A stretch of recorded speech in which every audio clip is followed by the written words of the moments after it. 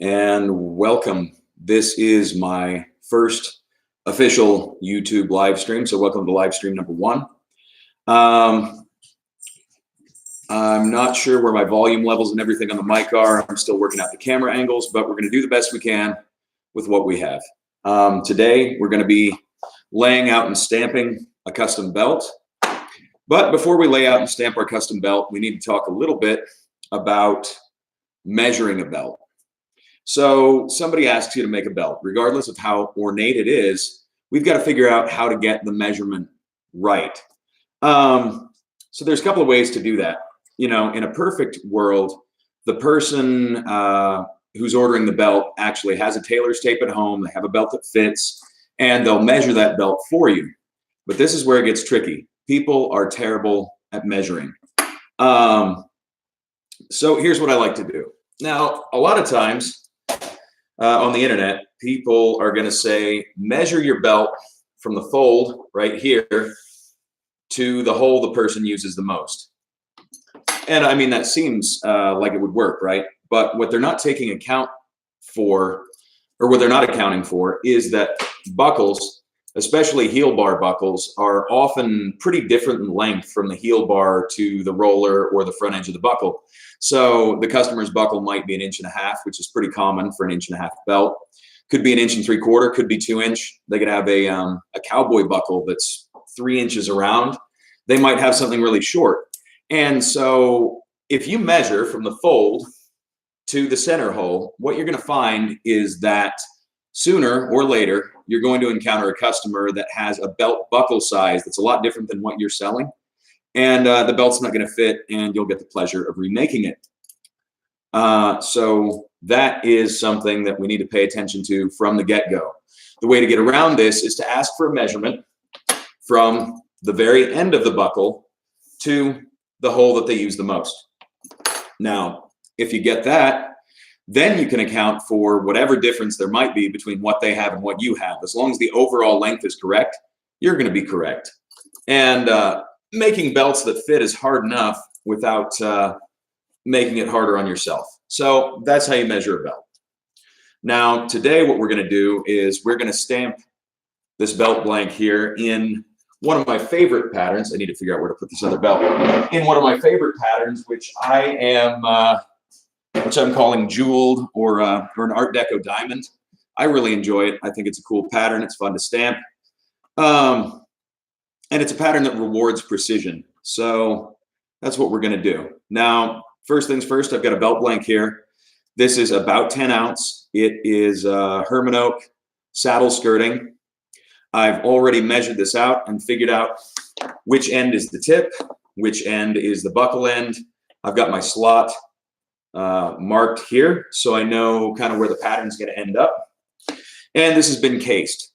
Now, casing is a topic that I'll cover in another video, but what you need to know right now is that we case leather, we manipulate the moisture content of leather in order to achieve a certain result, right? In the context of stamping, we're casing leather so that the leather takes a really nice impression, right? So that the lines are crisp, so that the lines are clean, so that the stamping is is deep and pretty and has nice color. Now, you can case for other reasons. You can case to make things wet mold easier. You can case in order to put in bead lines. You can case particularly thick leather to make it safer to cut. There's a lot of different reasons that you can do it, but all casing is manipulating the moisture content of the leather to get it to act a certain way, behave a certain way. Now, my casing method in a nutshell, I saturate this belt blank in water the night before usually. I roll it up, I put it in an old wool army surplus blanket, and I just leave it out on the countertop. Now, via that method, and this is going to vary, and this is where people kind of mess up with casing, but via that method, what you have to keep in mind is that the water is going to evaporate from that leather at a different rate depending on how dry the leather was, what your relative humidity is, how thick the leather is, how large the piece is, and so on. So it takes some trial and error to figure out how long you need to case it to have something you can work with.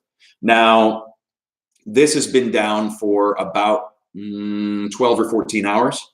And that seems to be about right for me. When I want to case something for the next day, I get it nice and wet, after dinner, 7, 8, 9 o'clock, throw it in the blanket, get up in the morning, and then check it periodically throughout the day to figure out where my moisture content is. Now, you're going to know when you've kind of hit the sweet spot, when the leather has almost returned to its natural color, but it feels cool when you touch it to your cheek, right? If it feels wet, if it's dark colored, still too wet. If it's returned to its natural color and it doesn't feel cool, it just feels dry and room temperature, you've gone too far, okay? So what's important here is that you get it into this nice state that we've got here. And you'll see guys on the internet and they'll say, oh, you don't need to case it. Just grab a water bottle and, and spritz it. Or something like that. Just wipe some water on it. And the problem with that is that when you do that, some of it's absorbed really quickly and to a certain depth, and then it doesn't go any further. And so if you're working on something thicker, what you got is a really loose, hydrated upper layer, and then underneath it is, hard and basically immobile. So your stamp will, cut a crisp line in the top layer and then encounter resistance beneath it and give you just a mushy impression. And that's not what we want, right? And it won't burnish either, because to get a burnishing effect from a steel tool, you've got to have the moisture content just right. Other people will advocate sponging water on or even sponging mid-tooling. And I'd like to discourage that, because when you sponge mid-tooling, what happens is it just rehydrates, those nice crisp lines that you've just stamped in. And so you go to all this trouble of getting a nice crisp impression, and then it's like tossing raisins in water or something, right? You just suck the water right back into it and make it mushy. So that's not what we're after either. So first things first, we case it, we get the moisture content that we want. Now, the next thing is that we're going to want to lay this thing out, right? One of the most important parts about stamping, especially geometric stamping, is you need to find a way to create layout lines that will give you a clean, consistent reference line for your pattern that will also be hidden by the pattern as it's stamped. So, that might be parallel with the belt, that might be perpendicular with the belt, that might be at 30 degrees like a classic basket weave. But you need to use layout lines, right? If you want a good, clean job, you want it to be, geometrically correct, you want it to be pleasing, you're not going to freehand it. You need to take more time laying it out than you would spend stamping. And if you do that, you'll be successful. So the first thing I'm going to do here is run my border line. Now, my border line is always a consistent width on these. I like about 4.5 millimeter. What I find with 4.5 millimeter is it's just the right distance for what I like to do, right? You can use 4 millimeter, you can use 5 millimeter. I think that's a little wide. You can use inch if you want, but I find anymore that metric is a little bit more predictable for what I do. So that's that. You'll need wing dividers. I use Starrett's. They are by far the best. They're one of those tools that if you buy it once, you just don't worry about it. You don't have to buy it again. And that's why I have these. So what we're going to do now is we're just going to run our border line here. Start at the tip, and you want to make a nice fluid motion as you go down the belt. If you have to stop and advance the belt, be mindful of not moving the divider in such a way that it's going to disturb your line. Now, this is less critical for this initial layout line, because this layout line is going to be supplanted by a stitch groove, which is going to happen in just a minute. But we want to get the line down the side here. I could just take a stitch groove to it, but something that I've noticed is that when you use dividers like this, if there's anything wrong with your belt edge, anything inconsistent, if it gets wider, narrower, if there's any problem with the straightness of your belt blank, the dividers are going to find it before you do anything else. So, if you find out your blank's not ideal, it's better to do that before you start stamping it. Okay.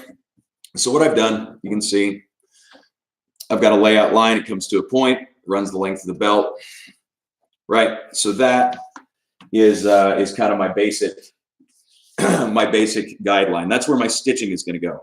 Now, for the belt blank itself, since I'm going to be stamping what's called a hollow diamond, see if you can get a better look at this stamp. Okay, so that's a Barry King hollow diamond, and I'm going to be stamping that along the length of the belt in a couple of rows. So first thing I want to do is determine how wide this belt blank is, and in this case, I'm 38 millimeter, right? So I'm going to set my dividers to 19. And then I'm going to run them along both sides of the belt blank to establish a center line. Now, when you do this, don't take your dividers and run them vertically along the blank, right? You don't want to cut the blank. You don't want to cut your guidelines.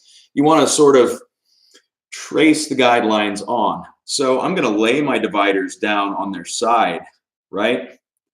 And then what that's going to do is create, if your casing's right, it's going to make this little burnished line right down the middle. And that's really what we like, okay? We don't want, we don't want a really dramatic, let's see if the camera will catch up here. I don't know if you can see that or not, but you don't want a really dramatic line, right? You just want something that you can see, that you can work with. You take your dividers, check it from both sides. In this case, there's a little bit of difference between my right and my left. So what I'm going to do is run it down going the opposite direction.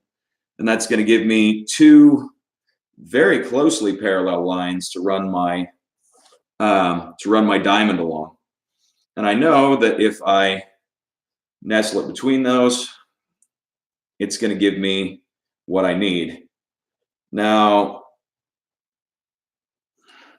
pretty simple. Okay, so I've got layout lines. I'm going to grab a ruler really quick and extend them out to the tip of the belt, because I want to run a diamond pretty close in to the very end of this pattern. So I need to extend that line beyond where the English point comes up. So there you have it. All right, now, next thing I want to do is introduce the groove. So I'm going to groove it because I'm going to want to lay a bead line, and the bead line is going to determine the spacing from the tip for my diamonds. So I've got a groover here. This is a Douglas Versa groover, which is just an outstanding grooving tool. And I have bored out a vintage tool handle and jammed it in here. So this is a Versa groover that has been modified and stuffed in an old cherry. I would guess it's an edger of some kind handle. 5/16 bore, compression fit, works great. So now we're going to groove. Now with a groover, this is a tool you run at a fairly shallow angle. I have it modified so I can hold it more like a pencil. You have more control. You want to be careful with this. You don't want the side of the groover to dig into the side of the blank, right? You want the groover to ride the side of the blank. So you need enough angle that it rides the side of the blank without digging in. And this is going to be a long, smooth motion. Now, when you get to the tip, you can't just drag it out, right? It'll come off your blank. So this groover tip is rounded. So you want to scoop it out at the end, right? You'll just turn it a little bit. And you'll see what I mean here in a second. Now, I'm going to stand up to groove because this needs to be a fairly continuous motion, right?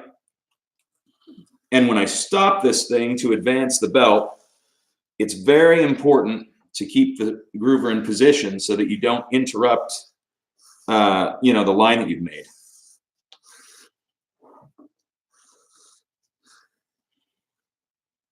Okay, when I get to this tip, let's do a little twisting motion, and it scoops that out. I'll come over here, do the same thing.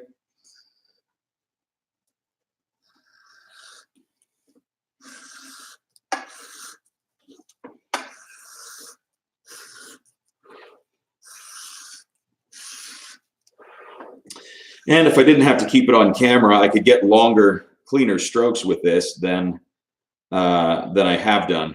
But for right now, that's going to work great. So now we have a groove, you know, incised all the way through here. Okay, so the next step that we're going to do is we're going to bead it. And a bead is an offset decorative line. Now, I did one of these a day or two ago, and I found that a 3/32 bead is the ideal bead, right, for this. You know, it's got a concave section here in the edge. It's kind of a swan neck shape. You're going to hold it like this, right? So, you know, some people prefer to drag these, but the way the heel of this tool is designed, it's not great to drag. So you're going to get a low angle and push. Now, this isn't like a really hard motion. When you're doing this, you want to be very cautious, right? Because this heel is going to make a mark, right? And it very easily comes out of the track that it's in. So we don't want to define the whole bead in a single pass, okay? So we use the groove line as a guideline to keep the bead going where it needs to go. And we just lightly run the bead the first time. All you're doing here is starting to define it. Not a lot of pressure. You have it kicked up a little bit, so you're mostly tracking with the heel of the tool. And you're just working down the length of this belt blank. Now, ultimately, to bead this is going to take about 3 passes, right? The first pass, you're defining the bead, and then each pass beyond that, you're going to increase the definition of the bead. Keep in mind, you can't go all the way to the tip of the belt. You've got to pull up a little bit early because the beater heels are parallel and they'll run into each other and create a cross at the tip. So you're going to skip that for now. We'll come back and deal with that with a modeling tool in a minute. But for now, we just want to take our beater, run it down, and establish this initial shape. Okay, so this is the first pass. All we're doing is creating, you know, some little railroad tracks so that we come back with more pressure. We don't have to worry about jumping the track and wrecking our blank. Now, you can do this bead right now, or you can do this bead after the center line. Doing it now gives you an advantage in that if you mess up, you know, you haven't done a lot of work yet. However, you also don't know exactly what your offset's going to be. And if you don't know what your offset's going to be, you're obviously going to have a little bit of an issue with that. So you get a little bit less control over the pattern doing it now, but it's also a little more fail-safe. However, I did this exact pattern with these exact measurements a couple days ago, so I'm confident that the 3/32 bead is going to put me pretty much where I want to be. Now, on the second pass, you know, now that you have those tracks defined, you can put some pressure and start forming that bead. Now, you want to create a nice, pretty bead, but you have to keep in mind that this is going to be sewn on an industrial sewing machine in a day or two. And that foot pressure will hammer down that bead a little bit. So you can spend a lot of time really, really defining it, but just know that a certain amount of that you're not going to get to keep. So, you know, you want to get a good result, but you don't want to get carried away, you know, because some of it isn't permanent. So this is going to be the third pass, and then I'll show you what I've got here. On this third pass, I've got a well-defined track, being careful, and I'm applying some real pressure here. And that's going to start to give our belt blank some dimension.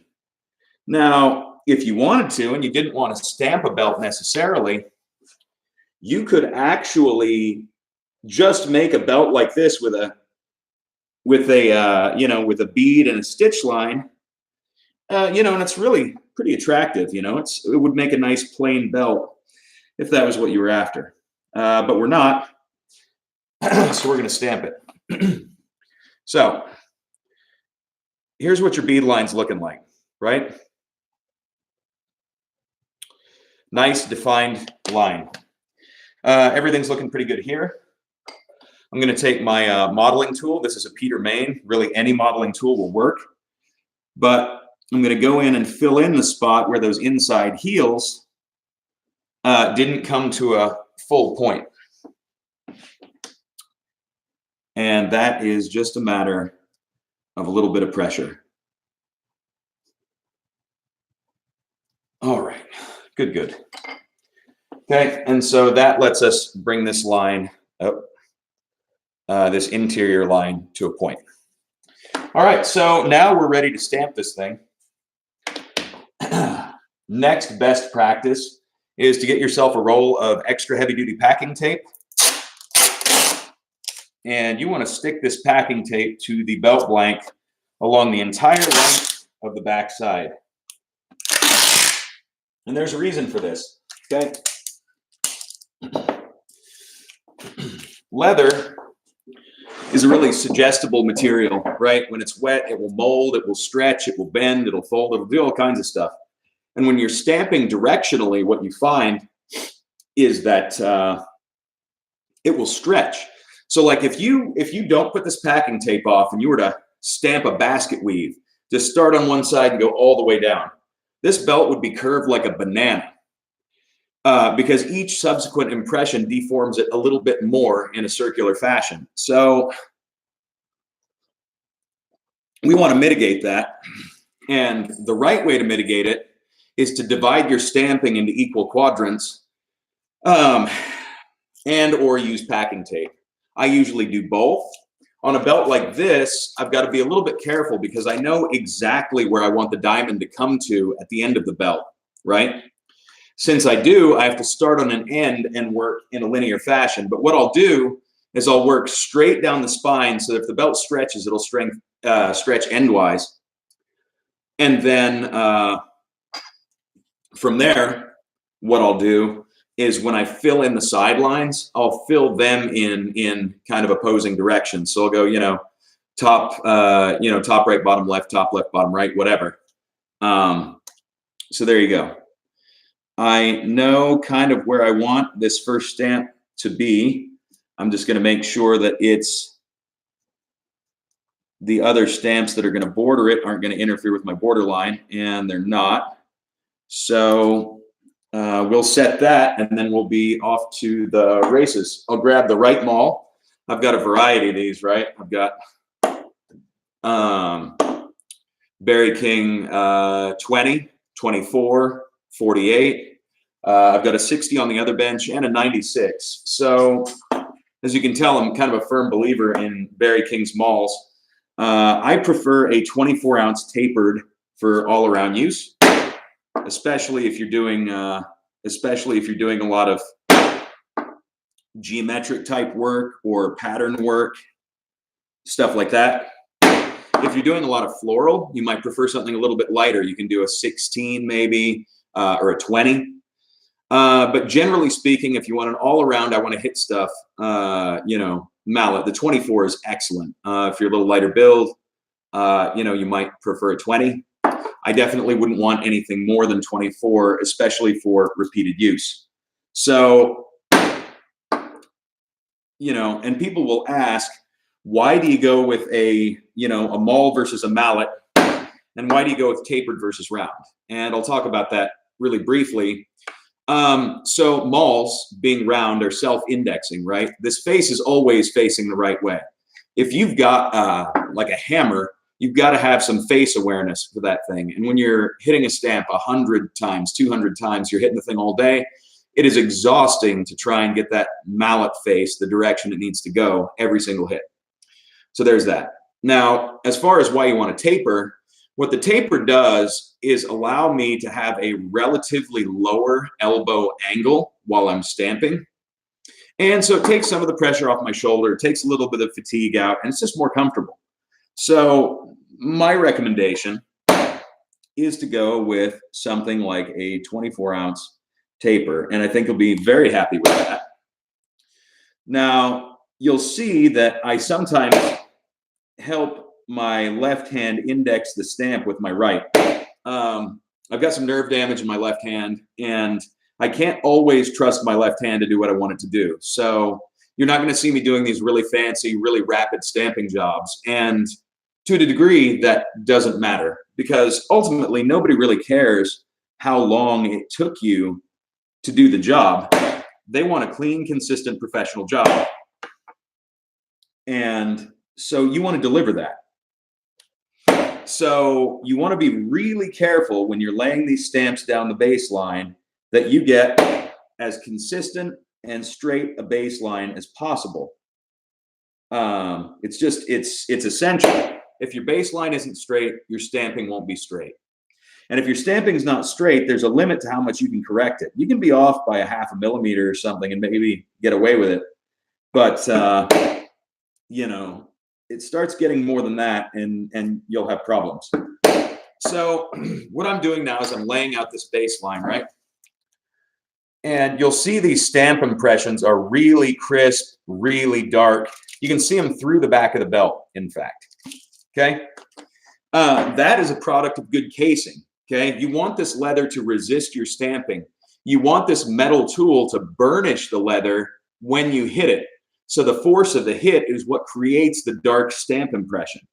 Okay? I mean, in the same way you'd burnish an edge, you're actually burnishing the interior surfaces of the stamp. And that's what creates that really pretty dark stamping look. And you can't achieve that look with a quick case. And if you do achieve this look, you don't need to use dye. You don't need to use antique. You don't need to do any of that, you know, to get the look that you want. A lot of people don't realize it, but the use of antique was actually pioneered by production saddle shops, I think in the 50s. And the reason that they did it was that then they weren't waiting around to homogenize the moisture content of the leather. They weren't casing it. They weren't worried about casing it because they could color it and make it look cased and pass the savings on to themselves, right? So, I mean, ultimately, it was a way to speed up production and take some of the difficulty and time out of the process. And in doing so, you know, they've created a product that can create a really striking effect, but it's very easy to hide. It's very easy to hide tooling that isn't very good.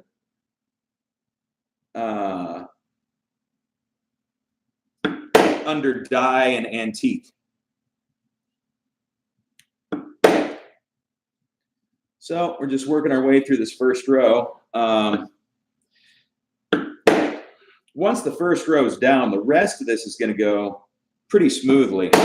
But again, you want the most consistent possible first row.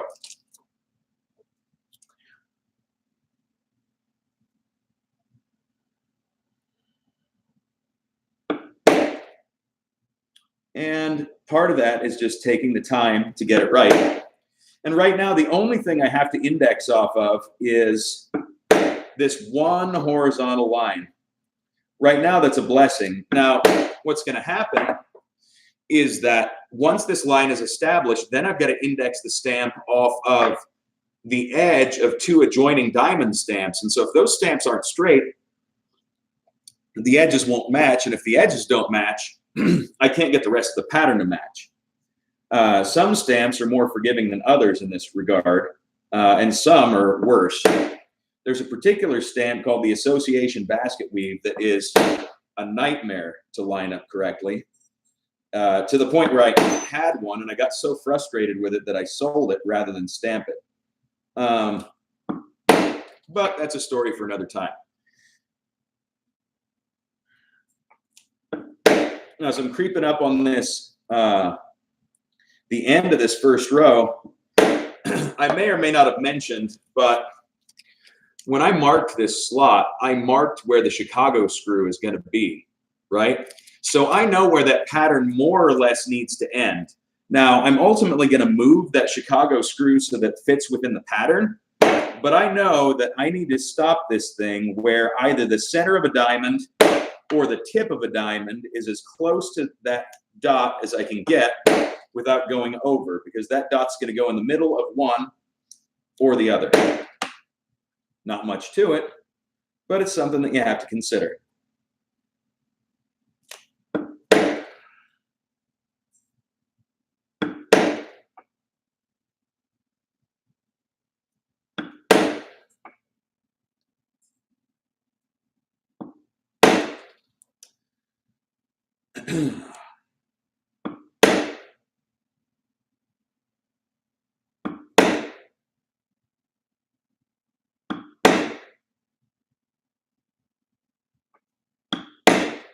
All right, so it looks like the tip of that gets pretty close. So what's going to happen is the tip of that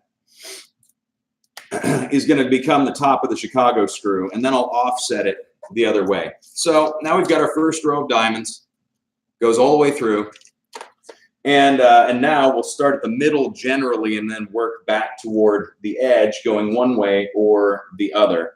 Doesn't really matter where you start. I like to start in the middle, choose one half, flip it, go the other way, and then go around that way.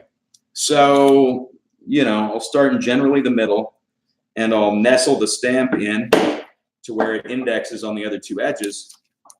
And you'll see that that's what you've got to deal with, right?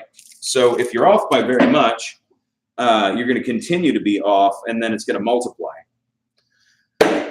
Now, nobody's perfect, and you're going to get a certain amount of variability in this stamping job. And variability is fine. Variability is not the enemy. You'll find that having a little bit of difference in depth, having a little bit of motion in the pattern actually makes it look better. If something's too perfect, if it's too straight, if it looks too machine-made, it loses some of its beauty. And so while as craftsmen, we strive to make things as perfect as we can, the fact that it's not perfect is what makes it beautiful.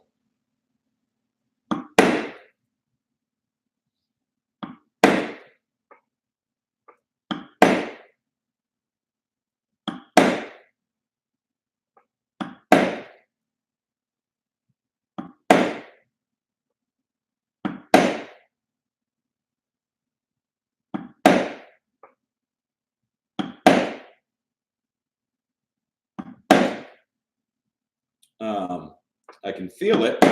The leather is getting a little bit drier as I'm working through this. And that's not a bad thing, right? I mean, that's the nature of casing. As you work through it, the leather is going to get a little bit dry as you go. Now, it's important that you don't let it get too dry, and it's very important that you don't re-wet it. If you re-wet it, you'll lose all your definition, and then all the trouble you went to get all this darkness, and these pretty stamping lines is just gone. So you can't redampen it. So what does that mean? If it's a big project, you can cover part of it in plastic as you go. If you get interrupted and you've got to go somewhere, you can put it in a plastic bag and throw it in the fridge, and it will usually keep for, a day that way. You can also throw it in the freezer if you have to. And it takes some experimenting to figure out what you can get away with. But generally speaking, tooling should be a one-shot go. You case it, it's the right moisture content, you tool it. And once you start going, you can't really stop until you're done. And, that's one of the downsides of doing a big tooling project is there's days when you might be sitting down for 12 hours, or whatever. And it just takes as much time as it takes. Sorry, I got to shake my hand out here. Now, another thing, if you go through here and you see a stamp that didn't seat quite the way you want it to, as long as you can index your stamp directly over the one you want to clean up, there's nothing wrong with going back and giving it another swat to get it where you want it to be. Okay? So don't be afraid of that. On some of these, there will be a little bit of an angle, right? Because in order to index it, I've got to tip one side, tip the other side, and then hit it and set it. Well, sometimes when you go tip, tip, set, you won't have enough forward lean on the tool, and so you'll get an edge of the upper part of the stamp that isn't defined as well as you like. And it's fine to have that. It's just not fine to leave it. So you go back and you fix that definition with a quick little stamp.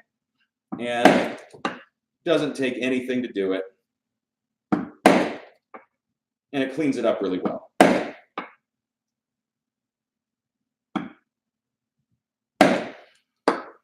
All right, so now I've got an alternating line. You see, I stamped one quadrant on the top and the other quadrant on the bottom. So now I just have to flip it around and fill it in. And filling in, I mean, again, this is not, there's nothing, you know, really magical happening here. This is mostly just paying attention and doing the work to standard. You know, I am a firm believer that 80% of what we do as leather workers is just work, right? I mean, it's considered, it's you know, it's important, it's interesting, it's creative, it's, you know, it's whatever you want it to be. But at the end of the day, it's just work. I call it leather work because most of it is just work, right? You know, I have created a set of rules for myself for this stamping job, right? I set my layout lines where they need to be. I figured out where everything needs to go. And then I do the work to get them where they go. And, you know, it's a fairly straightforward process. You know, this is what's behind the curtain, right? And initially you'll say, wow, it doesn't really take you that long to stamp this. And while that's true, I certainly didn't start with this stamping ability. You know, it takes a lot of time to develop.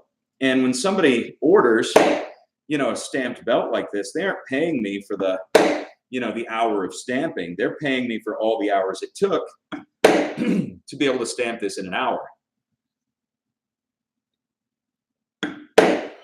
You know, so that's something to be mindful of. We are coming up on 3/4 done with the main pattern. So this is the first time the main pattern is going to have revealed itself to you, okay? So 3 rows of diamonds, there's some void space there, but I mean, generally it looks pretty good. So what I'm gonna do is I'm gonna fill this up and then I'm gonna show you how I finish it, how I make it look the way that I want it to look, right? So we're just gonna fill this the rest of the way in, which shouldn't be any big ordeal. Again, just making sure your stamp is indexed, making sure it's vertical when you hit it, cleaning up whatever it is that you need to clean up when you get done. And it'll be pretty quick to do. It is still important to pay attention to your tool marks and your tool spacing and everything, because a mistake at this junction can be pretty critical. Another thing you want to pay attention to, you'll notice how I hold my stamp. Some people in their tooling, you'll see like marks that run in a kind of a really specific fashion, like down on one side or something. And what that's from is a lot of times when they hold the stamp, this fingernail will rest on the leather and create a little indent every time they hit the stamp. And so if you find these weird artifacts in your stamp and you can't figure out what it is, cut your fingernails, you know, because more often than not, that's actually what it is. Strangely enough.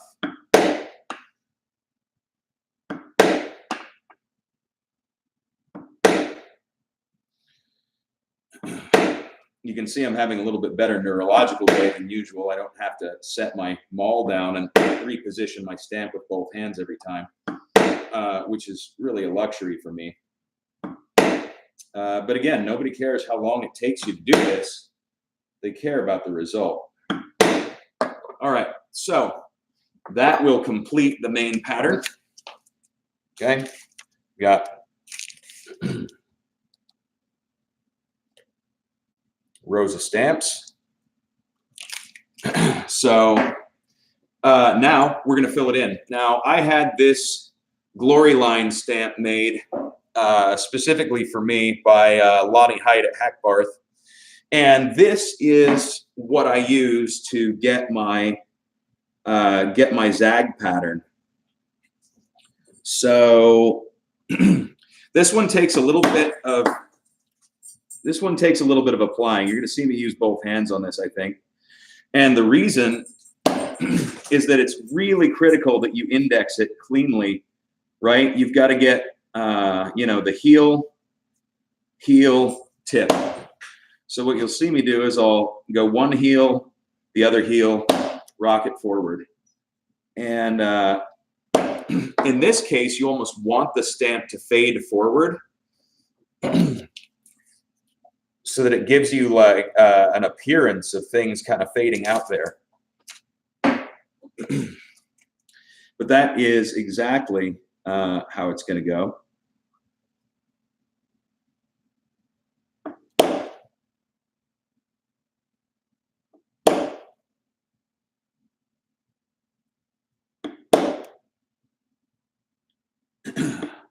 And this is mindful, mindless work, right? I mean, I can't completely detach from what I'm doing, or I'm not going to be able to get things to be accurate. But on the other hand, I mean, it doesn't take a lot of mental bandwidth either.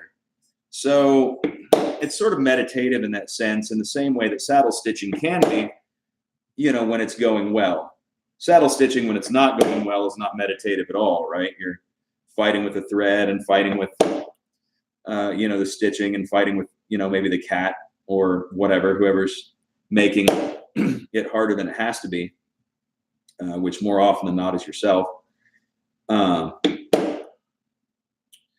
But, as I'm going along in my head, it's, tip, tip, hit, tip, tip, hit.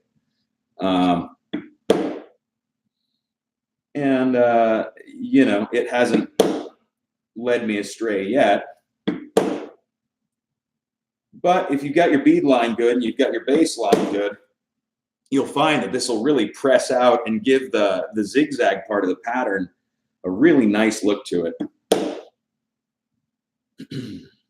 If I had an alternating burst, I could put something at these corners to kind of make it pop back. But if you want a clean zigzag look, that kind of works against it. So there's a point where adding more stamps isn't the answer. And sometimes you see tooling where someone has just increasingly added detail to the point where it looks worse rather than better. So, you gotta know when to quit. And a certain amount of that comes from experience. Get out your stamps, case some leather, sit down, and just hit stuff for a while. Just hit some stamps, try some patterns, figure out something new. I mean, keep in mind that patterns are constrained to the size and type of objects that you make. Keep in mind that, patterns don't always run in a linear fashion. Objects aren't always the same shape. Patterns that work on belts don't sometimes work on other things. Sometimes they don't even work on other sizes of belts. So, this particular pattern, if I took out the bead line, if I adjusted it, might fit a smaller belt, but there's a lot of straps it wouldn't look right on.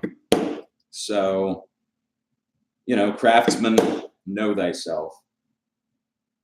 I'm going to need a coffee break here before I go down the other side.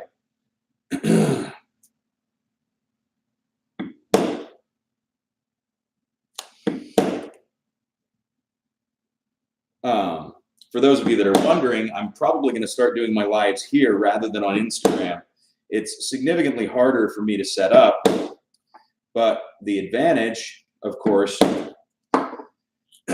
is that these videos don't disappear after 24 hours, right? They're up forever. Unless I delete them. So anyway, so there's this lower border, right? It's starting to get some texture to it. So now I will switch and do the upper border. Actually, I'm going to do one more stamp on the lower border first, if I can get it to go where I want. There we go. And now I bring up the other side, and it's going to be the same thing, right? You know what? I'm going to do a little more of this for a second. All right, going into the home stretch. I guess that's a baseball analogy. I don't really watch it, So it's just one of those things that creeps into your vocabulary as you're going along as a person, I guess.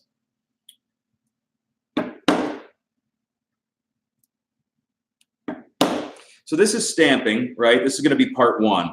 After this live video wraps up, I'm going to turn around and start another one so I can show you kind of best practices for making a belt keeper.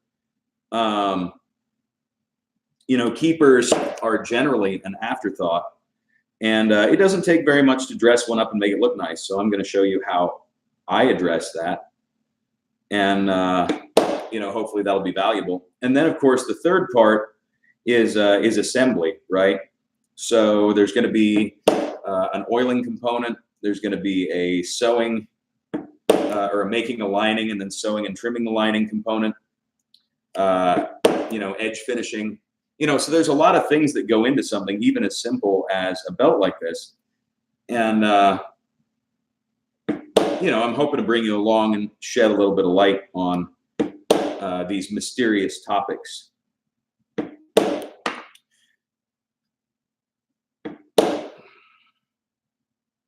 As always, if there's a topic you'd like to see, something you'd like to know more about, feel free to shoot me a DM on Instagram or here.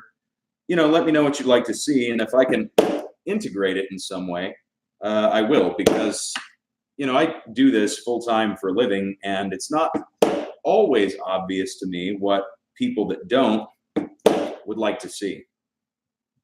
So that helps me get, you know, close the distance, I guess.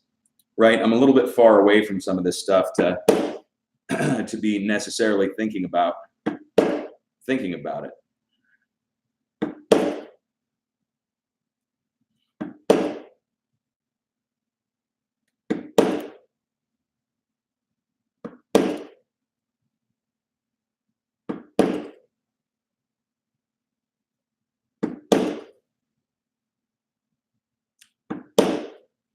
Almost there. You know, and in theory, these should be identically spaced, and so you could use a little divider and work your way down, and then have that. But I've found that if you were to use a divider, something's going to get misaligned.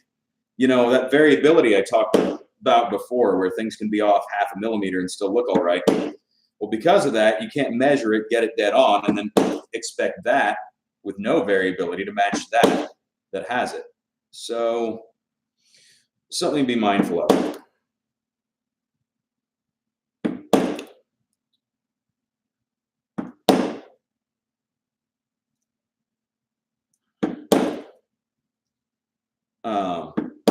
One other note, so you'll hear me tapping this stamp twice, right?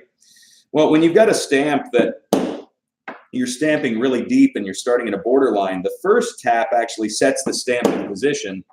The second is the one that actually does the stamping. So that first tap just secures, kind of fixes the stamp in place, because we don't want the stamp scooting out on us, you know, when we're trying to get this going. So, all right, and easy as that, we have finished with the stamp job. So,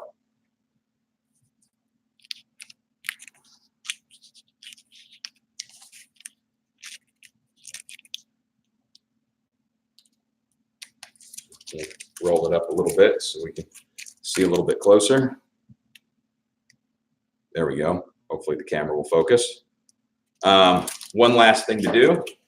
I'm going to measure generally where the holes are going to be for the Chicago screws, and I'm going to translate that to the tail end of the buckle so that I can actually stamp my mark on it. So we're going to say that is going to be about right here, which means translated to the back, it's going to be about right there. And then we look for an increment of about 1.25 inches, you know, to put the second Chicago screw. I'm using a 5/8 inch wide keeper. I find on an 1.5 inch belt, that's kind of what balances, right? On an inch belt, that'd be too wide, but in this one, you know, 5/8 is about right. 3/4, too big. Half looks a little skinny. So, you know, you got to figure out what works for you. But, you know, in this case, that's going to be kind of where we need to be. So,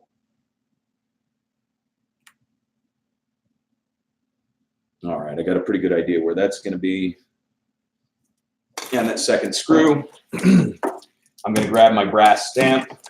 Now, it's always kind of a question if I'm going to go, you know, which maker's mark I'm going to use, depending on what I've made. On these belts with the bead lines and everything, what you find is that it gets a little bit crowded. So I'm going to use my aspen leaf stamp here. I'm going to center it between the two proposed locations for the holes that I've got. Then crack it with a mallet. And just like that, you know, I own it. So the aspen saddlery, aspen leaf. So there it is. That is a basic stamped geometric belt. As you can see, there's maybe a little bit less to it than you might believe. That being said, it's a little bit of regular work and a whole lot of prep and detail work. So hopefully you found some stuff there that will help you. And I'm going to go ahead and reset things here and bring you on to show you how to make a belt keeper the right way. So thanks so much for watching, and we will see you next time for live stream number 2. Thanks again, and we'll see you soon.